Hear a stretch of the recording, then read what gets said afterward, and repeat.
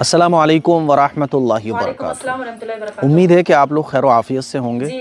میں آپ کو دکھانے جا رہا ہوں، یہ ہے ہمارا کتا، اس کا نام ہے جیکی، اور جہاں پر یہ کنسٹرکشن کا کام ہو رہا ہے اس کے دروازے پر ہی یہ بندہ رہتا ہے۔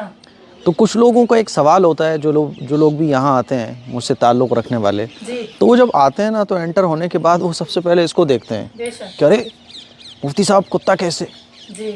ارے مفتی صاحب کتا پالنا تو جائز نہیں ہے، کتا کیسے آپ نے پال کے رکھا ہوا ہے، کتا پالنا تو جائز نہیں ہے، یہ غلط ہے نا؟ ایسے لوگ آپس میں باتیں کر رہے ہوتے ہیں، تو کچھ لوگ اس میں بول بھی رہے ہوتے ہیں یار مفتی صاحب کو علم ہے۔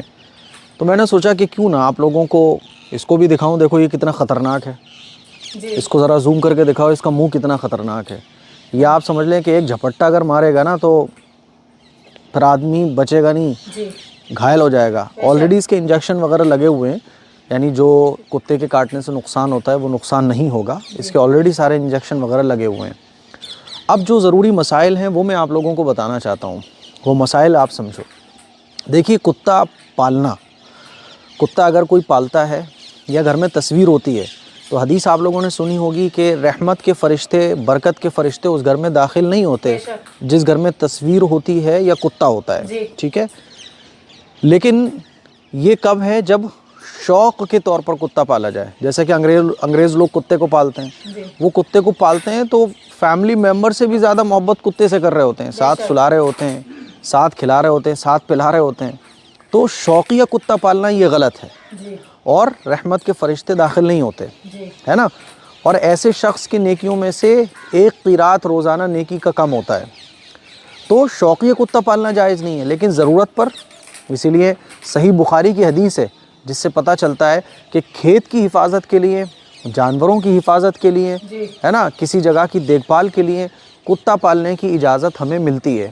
قرآن میں تو اللہ تعالیٰ نے باقاعدہ 6 پارے میں سورہ مائدہ میں آیت میں بیان فرمایا، یسألونک ماذا احل لہم قل احل لکم الطیبات وما علمتم من الجوارح، ہے نا؟ یہ پوری آیت ہے، اس میں اللہ تعالیٰ نے احکام بیان فرمائے کہ تمام پاکیزہ چیزیں حلال ہیں، اور شکاری کتا جس کو شکار کر کے لاتا ہے، وہ کتا جس کو تم نے سکھایا ہو، جس کو تم نے ایک دم بولتے نا کہ ٹیچنگ دی ہو جس کتے کو، اور وہ ایک دم پرفیکٹ سیکھا ہوا کتا ہو، تو ایسے سیکھے ہوئے کتے کا شکار بھی حلال ہے۔ سیکھا ہوا کتا کیسے ہوتا ہے کہ جب شکاری اپنے کتے کو شکار پر چھوڑتا ہے تو بسم اللہ پڑھ کر چھوڑتا ہے، تو وہ کتا جاتا ہے اور شکار کو پکڑتا ہے اور اپنے مالک کے پاس لے کر آتا ہے، اس شکار کو کھاتا نہیں ہے، تو ایسا شکار بھی کتے کا حلال ہے۔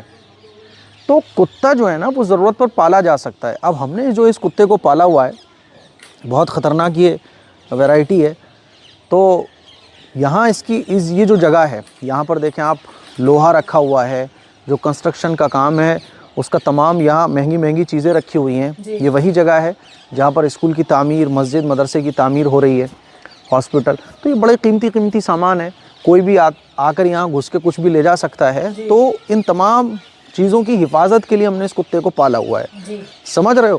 تو یہ میں نے لوگوں کو بھی مسئلہ بتاتا ہوں، پھر سوچا کہ چلو اس پر ویڈیو ہی بنا دی جائے۔ تو شوقیہ کتا پالنا یہ ناجائز ہے، یہ غلط ہے۔ شوقیہ یعنی بس آپ شوق میں کتے پال رہے ہو، تو اگر واقعی میں آپ کو ضرورت ہے تو ضرورت کے تحت کتے کو پالا جا سکتا ہے، شریعت نے ہمیں اجازت بھی دی ہے۔ بات سمجھ آ رہی ہے؟ تو جن احادیث میں منع ہے وہ اس کا ان حدیثوں کا مطلب یہ ہے کہ شوقیہ نہیں پالنا چاہیے، جیسے کہ عام طور پر لوگ شوق میں پالتے ہیں۔ واقعی آپ کو ضرورت ہے تو آپ کتا پال سکتے ہیں، اور کتے کو جب آپ پال رہے ہیں تو گھر کے کسی بھی حصے میں، آپ ایسے حصے میں رکھیے، یہ نہیں کہ آپ کمروں میں گھسا رہے ہو، یہ نہیں کہ صاحب آپ گلے سے لٹکا رہے ہو، گلے لگا رہے ہو، یہ نہیں ہونا چاہیے۔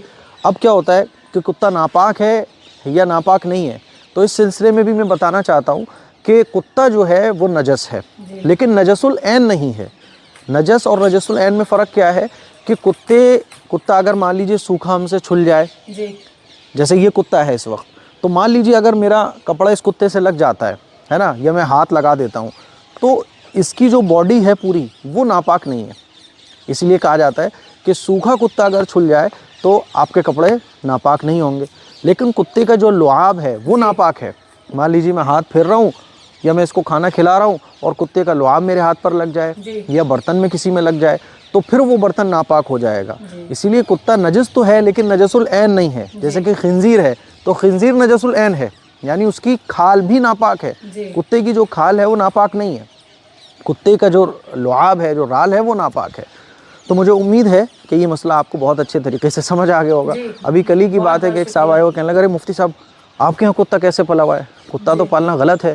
تو میں نے ان کو بتایا کہ غلط نہیں ہے، بلکہ ضرورت پر کتے کو پالا جا سکتا ہے. آپ کا کھیت ہے، آپ اس کی حفاظت کے لیے کتے کو پالیں، نو پرابلم. آپ کے جانور ہیں، بکریاں ہیں، اس کی حفاظت کے لیے آپ پالیں، نو پرابلم. تو اس جگہ کی حفاظت کے لیے اس کتے کو پالا گیا ہے اور شریعت میں اجازت دی ہے. دقت یہ ہے کہ جو لوگ کتے کو پالتے ہیں تو یا تو انگریزوں کی طرح پالتے ہیں، اور جو لوگ مسلمان ہیں ماشاءاللہ، دین سے محبت رکھتے ہیں، دین پر عمل کرتے ہیں، تو وہ یہ سمجھتے ہیں کہ کتا بالکل ہی ناجائز ہے. تو ایسا نہیں ہے، اپنی ضرورت کے حساب سے آپ کتے کا استعمال کر سکتے ہیں. اور کتے کی خرید و فروخت بھی جائز ہے. کتے کو خریدنا اور کتے کو بیچنا، کتے کو سیل کرنا، یہ بھی جائز ہے.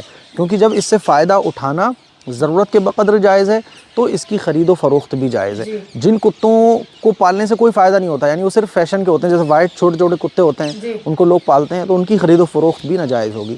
تو مجھے امید ہے کہ آپ کو یہ مسئلہ بہت اچھے طریقے سے سمجھ آ گیا ہوگا. اس کلپ کو شیئر کریں، دوسروں تک پہنچائیں.